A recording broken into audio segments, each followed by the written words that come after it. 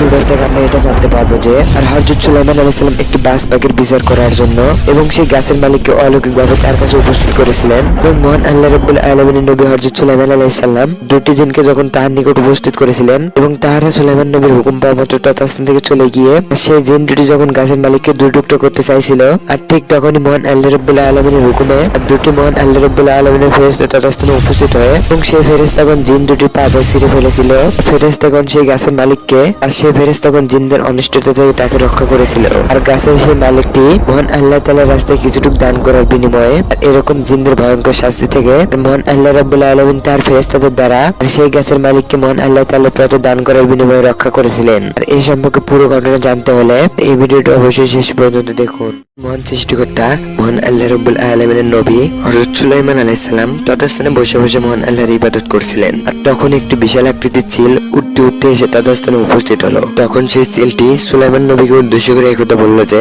হে সুলাইমান আলাইহিস সালাম, আপনি শুধু মানুষের নবী নয় এবং আপনি শুধু জিনের নবী নয়, আপনি আমাদেরও নবী এবং আপনার কাছে একটি বিচার দেওয়ার জন্য আমি এই স্থানে উপস্থিত হইয়াছি আর আমি এই আশা করি যে আপনি এই বিচারটা যথাযথভাবে করবেন। তখন সুলাইমান নবী সেই চিলকে উদ্দেশ্য করে এই কথা বলল যে, তুমি এই স্থানে কি বিচার নিয়ে এখানে এসেছো তা এক্ষুনি আমাকে বলে দাও এবং এর বিচার আমি যথাযথভাবে করব। তখন সুলাইমান নবীর এরূপ কথাটা শুনে সেই চিলটি উচ্চস্বরে একথা বলল যে, আপনার তো বসার মতো একটি সিংহাসন আছে, আমার তো তাহাও নেই এবং একটা গাছে আমার একটি বাসা ছিল এবং আজ পর্যন্ত ওই গাছে কেউই আক্রমণ করেনি আর সেই বাসার মধ্যে আমার কিছু বাচ্চাও ছিল, কিন্তু হঠাৎ আজকে সেই গাছের মালিক সেই গাছে উঠে এবং আমার বাচ্চাদেরকে নেওয়ার জন্য এবং আমার বাসা ভাঙার জন্য আর সে এক্ষুনি সেটাই গাছে উঠছে। ওহে আল্লাহর নবী সুলাইমান আলাইহিস সালাম, আর আপনি এক্ষুনি এর একটি ব্যবস্থা করে দিন। তখন সুলাইমান নবী উচ্চস্বরে একথা বলল যে, ওহে গাছের মালিক, তুমি দ্রুত স্থানে উপস্থিত হও। এবং সুলাইমান নবী এই কথা বলা মাত্র আর অলৌকিক বাতাসে সেই স্থানে উপস্থিত হলেন সেই গাছের মালিকটি। তখন সুলাইমান নবী সেই মালিককে উদ্দেশ্য করে একথা বললেন, তুমি এই বাচ্চাদ্বয়কে নিও না এবং তার বাসাও ভাঙ্গো না, কেননা সেই সমস্ত বাচ্চার মালিক এই স্থানে এসে এই বিচার দিয়েছে যে তুমি তাদের বাসা ভাঙতে চাচ্ছ এবং তোমাকে আমি এই সাবধান করে দিলাম তুমি তার থেকে দূরে থাকবে। আর তখন সেই গাছের মালিকটি সুলাইমান নবীর এরকম অলৌকিক ভাবে স্থানে উপস্থিত করা দেখে তিনি অত্যন্ত ভীত হয়ে একথা বললেন যে, ওহে সুলাইমান নবী, আপনার এই কথাটাই আমি রাজি এবং আজ থেকে এই ছিলের বাচ্চাদের আমি আর কখনো শুভ না এবং আপনার এই কথাটাই আমি এখনই অতি শীঘ্রই মেনে নিলাম। তখন সুলাইমান নবী অতি দ্রুত দুটি জিনকে কাছে ডাকলেন আর তখন দুটি জিন তাহার কাছে উপস্থিত হলে হযরত সুলাইমান আলাইহিস সালাম উচ্চস্বরে একথা বললেন, ওহে জিনদ্বয়, তোমাদেরকে আমি এই কাজে নিযুক্ত করলাম যে এবং তোমরা সেই মালিকের সঙ্গে সর্বসময় এই জন্য থাকবে যে সে যখনই আবার এই চিলের বাচ্চাদেরকে নেওয়ার চেষ্টা করবে তখন এই গাছের মালিকের তুমি এক পা ধরবে আর তুমি আর এক পা ধরবে এবং একজন পূর্বে যাবে এবং একজন পশ্চিমে যাবে এবং তার পা দয় সে স্থানে ছিঁড়ে ফেলবে এবং সে মালিকটি যেন উচিত শিক্ষা পায়। তোমাদেরকে আমি এই নির্দেশ দিয়ে দিলাম। তখন নবীর কথা মতো সেই জিনগুলো তাই করলো আর সেই মালিকটি তথাস্থান থেকে অচিরেই চলে যেতে লাগলো।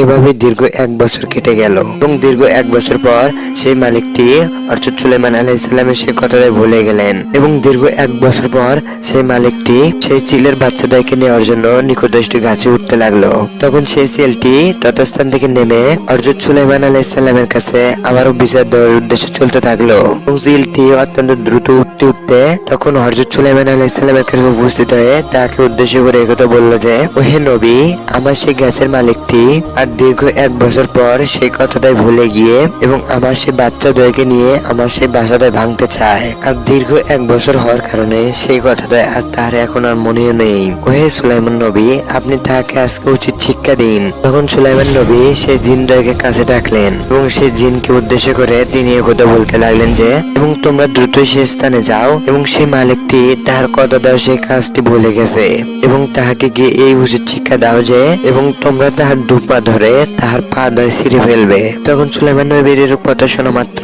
সে জিনগণ তৎস্থান দিয়ে চলে যেতে লাগলো এবং তারা অতি দ্রুত সে স্থানে উপস্থিত হয়ে দেখতে পেল যে সেই মালিকটি সেই গাছটির অর্ধেকে উঠে পড়েছে। তখন সেই জিন দুটি যে মাত্র তাহার পা দুটো ধরে তাহার পা ধরে ছিঁড়ে ফেলতে যাবে আর ঠিক তখনই সেই জিন দুটি দেখতে পেলেন যে আর হঠাৎ দুজন ব্যক্তি আসমান থেকে নেমে তাহাদের নিকট উপস্থিত হচ্ছে এবং অতি দ্রুত সেই জিনদের নিকট উপস্থিত হয়ে আর সেই জিনদের পা ধরে অতি দ্রুত সেই জিনদের পা ধরে ছিঁড়ে ফেললো এবং সেই জিনদের পা ছিঁড়া মাত্র তাহারা উচ্চস্বরে একথা বলল যে,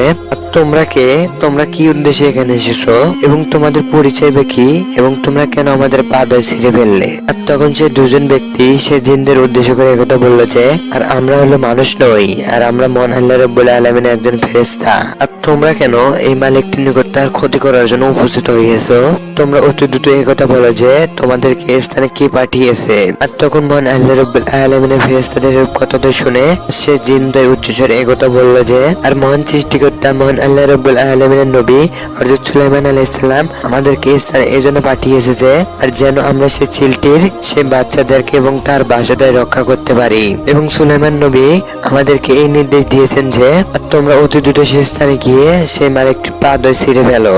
কেননা সে সীমা লঙ্ঘন করেছে এবং বাচ্চাদেরকে হত্যা করতে চায় এবং সে নিরপরাধ সে চিলটির বাসাতে ভেঙে ফেলতে চায়। ও হে ফেরেশতারা, তোমরা এই স্থানে এসে আর তোমরা তাকে ধ্বংস না করে আমাদেরকে কেন শাস্তি দিচ্ছ?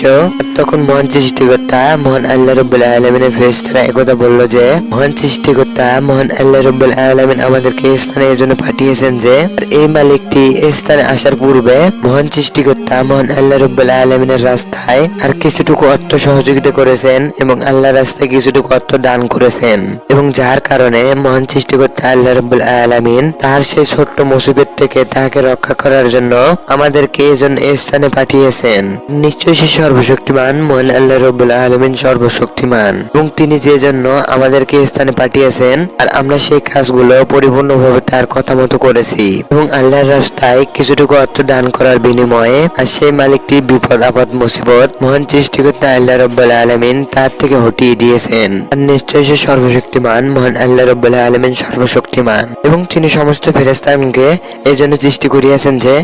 আর তার হুকুম যেন পৃথিবীতে আসমান জমিনে সর্ব জায়গায় যথাযথ ভাবে পালন হয়। এভাবেই মহান আল্লাহর রাস্তায় কিছুটুকু অর্থ দানের বিনিময়ে আর সেই গাছের মালিকটি মহান আল্লাহ তাআলার অনুগ্রহে আর সেই কঠিন বিপদ থেকে তিনি অতি দ্রুত রক্ষা পেয়েছিলেন। আর এই ঘটনা থেকে আমরা এই বুঝতে পারলাম যে, আর মহান সৃষ্টিকর্তা মহান আল্লাহ রাব্বুল আলামিন তার বান্দার জন্য যাই করেন তার মঙ্গলের জন্যই করেন। আর মহান আল্লাহ রাব্বুল আলামিন মানুষকে উদ্দেশ্য করে একথা বলেন যে,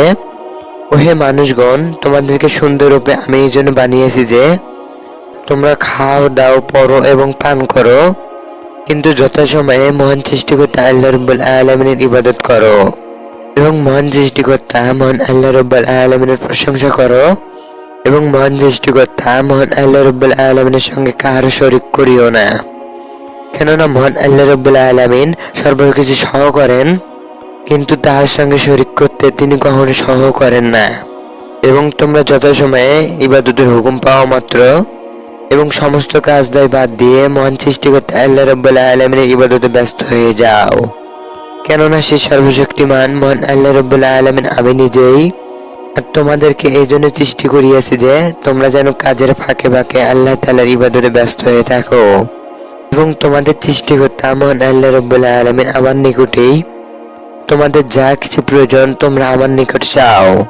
এবং তোমরা মহান আল্লাহ রাব্বুল আলামিন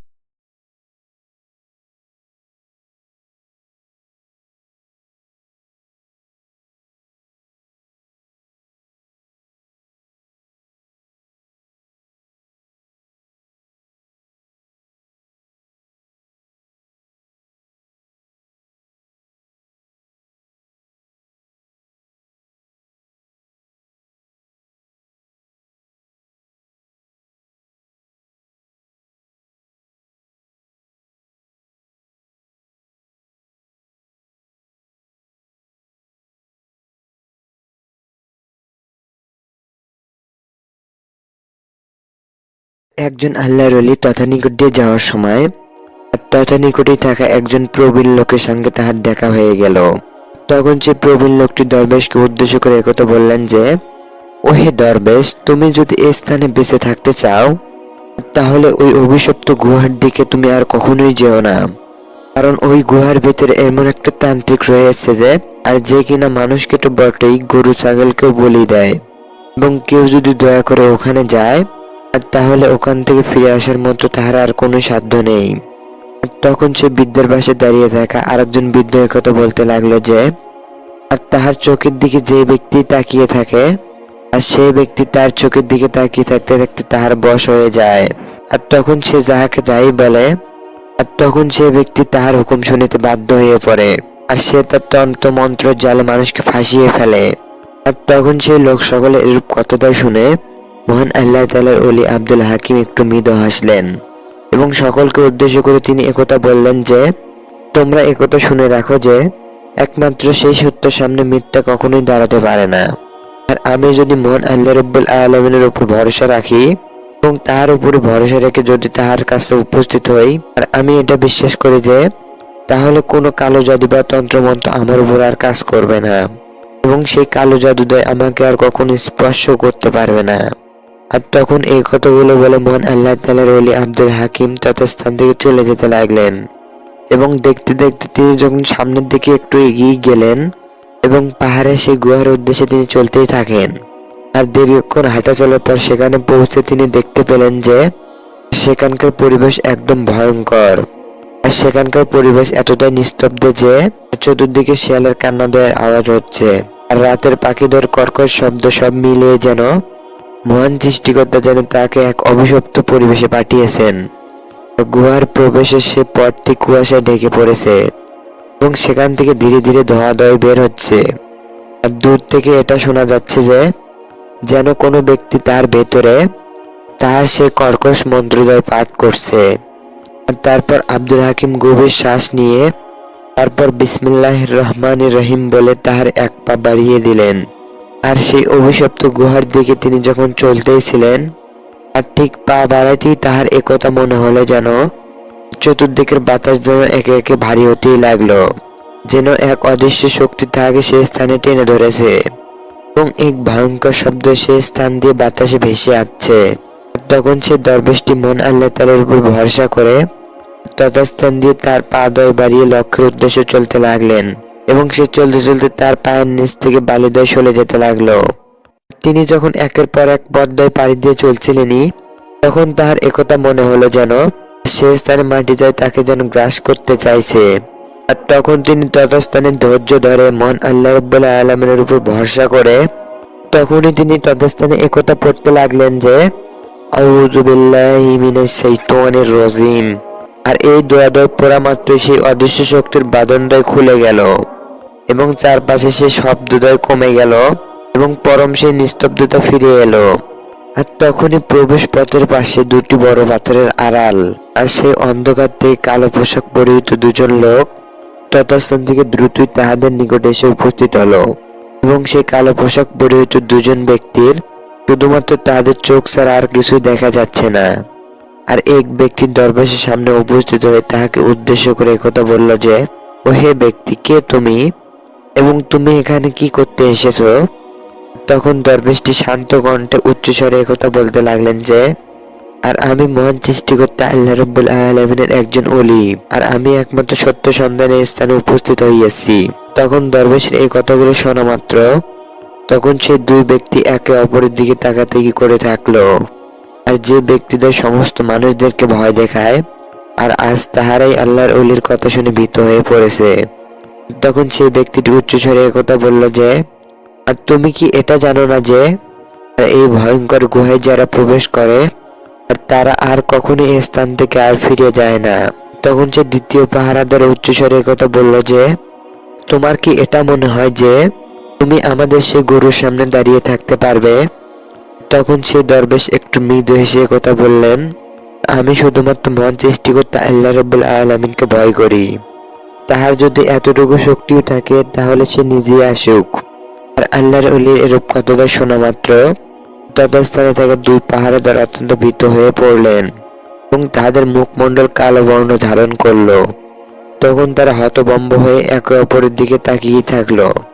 তথাস্থানে তাকে এক ব্যক্তি একথা বলল যে, আর আমার একথা মনে হয় যে গামরুদকে এই স্থানে ডাকা লাগবে। তাহাদের এই কথা শেষ হতে না হতেই আর সেই গুহার ভিতর থেকে একটি বিকট গর্জন শোনা গেল। তখন এক ব্যক্তি তথাস্থান থেকে বের হয়ে এসে উচ্চস্বরে একথা বলতে থাকলো যে, আর কোন সে ব্যক্তি যে আমার নাম ধরে পরিবহন করলো? তখন সেই ব্যক্তির ভয়ঙ্কর অট্ট হাসিদয় শুনে তথাস্থান থেকে আরো গাঢ় ধোঁয়া তথাস্থান থেকে বের হতে লাগলো। আর দেখতে দেখতে একথা মনে হলো যে আর সেই গুহার দেওয়াল দিয়ে কাঁপতে কাঁপতে একটি কণ্ঠস্বর বের হচ্ছে। তখন গম্ভীর গর্জনের মতো আওয়াজ তুলে সেই দরবেশের দিকে ছুটে এলো এক ব্যক্তি এবং দ্রুতই তাহার নিকটে উপস্থিত হয়ে একথা বলল যে, ওহে যুবক, তুমি এখানে কি উদ্দেশ্যে এসেছো এবং তোমার